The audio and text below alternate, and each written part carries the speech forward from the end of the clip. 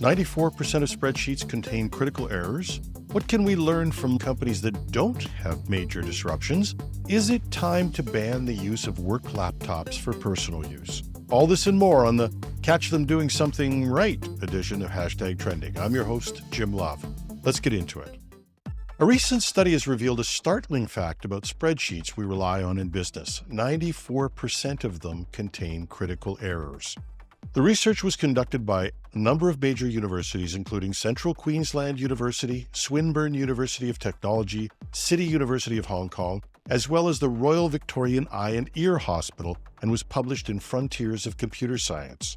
The errors they caught included basic errors on the construction of the spreadsheet, as well as errors introduced by users stemming from the lack of edits and controls in the spreadsheets.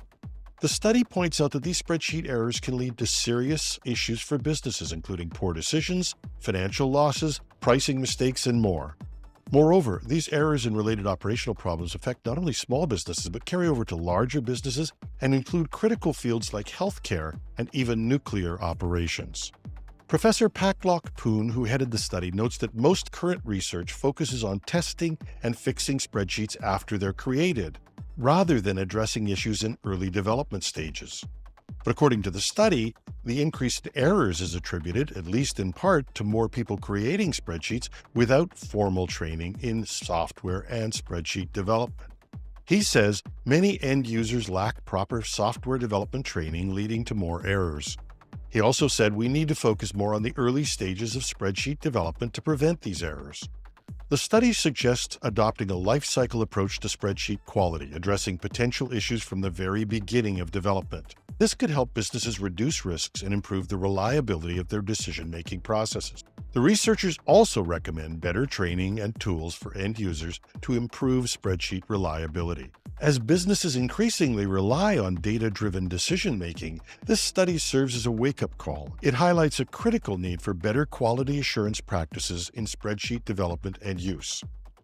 For listeners who frequently work with spreadsheets, this might be a good time to review your own practices and consider implementing more rigorous checks in your spreadsheet creation processes. You may want to look at making tools available that make it less necessary for users to download information and manipulate it with spreadsheets. Spend a lot of time with studies that focus on where companies are failing, but we might not spend enough time asking ourselves, who's doing something right and what can we learn from them? A recent study by TRG Data Centers has shed some light on which work-related services are leading the pack in terms of uptime.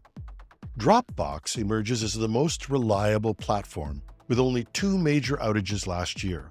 Even more noteworthy, Dropbox managed to resolve these issues in just 45 minutes on average. Other top performers include Asana and Airtable, each experiencing only 1 major crash in the last 12 months, and these outages lasted a mere 45 minutes, demonstrating quick recovery times. Now, it's important to note that the varying scales of these services matter.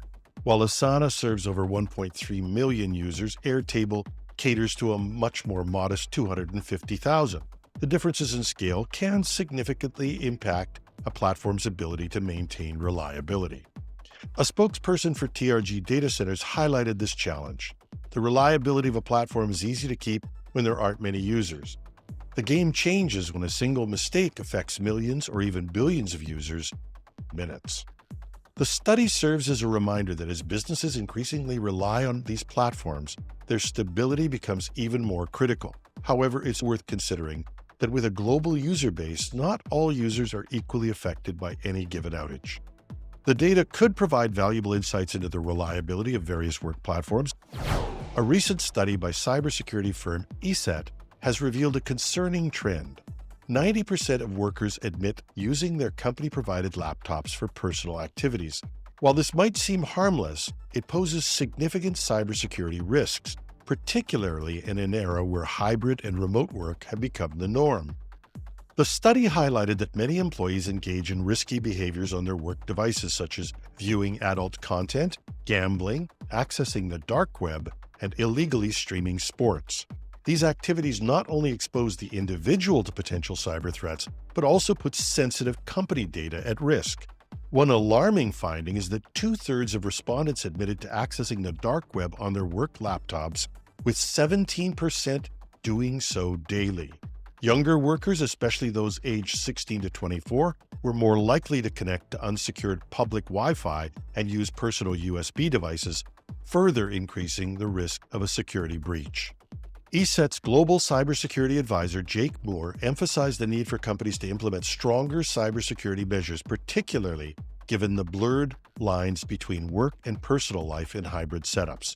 Moore noted that while employees are often considered the weakest link in cybersecurity, the responsibility lies with companies to ensure that their endpoint security is robust and that their employees are educated about the risks. Despite the clear dangers, 1 in 5 workers admitted their work devices lacked any cybersecurity software, and a further 7% were unsure if their devices were adequately protected. This highlights a significant gap in both awareness and protection that companies need to address. As hybrid work continues to blur the boundaries between personal and professional use of devices, companies must ensure stricter rules or at least really great education to protect their data and their employees. And that's our show for today. You can find the show notes at our news site, technewsday.com. Thanks for listening. I'm your host, Jim Love. Have a marvelous Monday.